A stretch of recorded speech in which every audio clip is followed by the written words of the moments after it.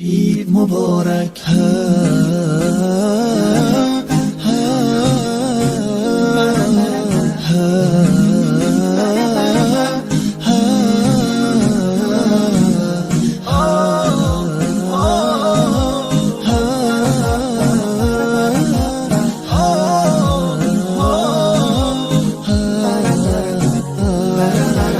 هدیه رب تبارک بر شما، عید فطر آمد مبارک بر شما.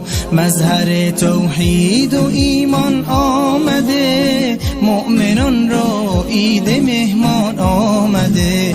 یک ندا آید برای مؤمنان، مژده بخشش ز سوی آسمان.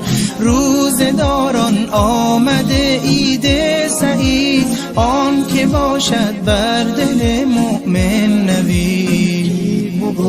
روز ایثار است و روز تهنیت، روز تبریک است و روز تسلیت.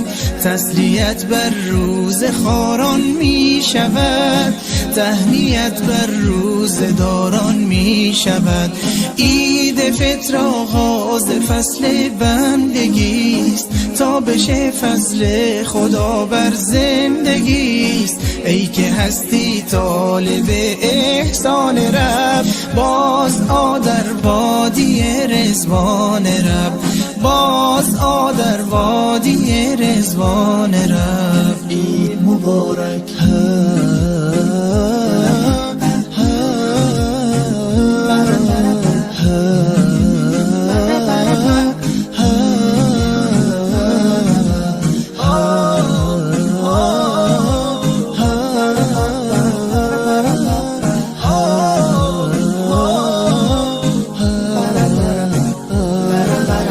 هدیه رب تبارک بر شما، عید فطر آمد مبارک بر شما.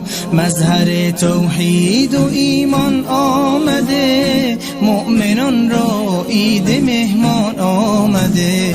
یک ندا آید برای مؤمنان، مژده بخشش ز سوی آسمان.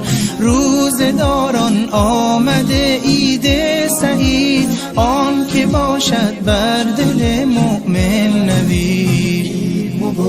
روز ایثار است و روز تهنیت، روز تبریک است و روز تسلیت. تسلیت بر روز خاران می شود، تهنیت بر روز داران می شود. عید فطر آغاز فصل بندگی است، تا بشه فضل خدا بر زندگی است. ای که هستی طالب احسان رب، باز آ در وادی رضوان رب، باز آ در وادی رضوان رب. عید مبارک.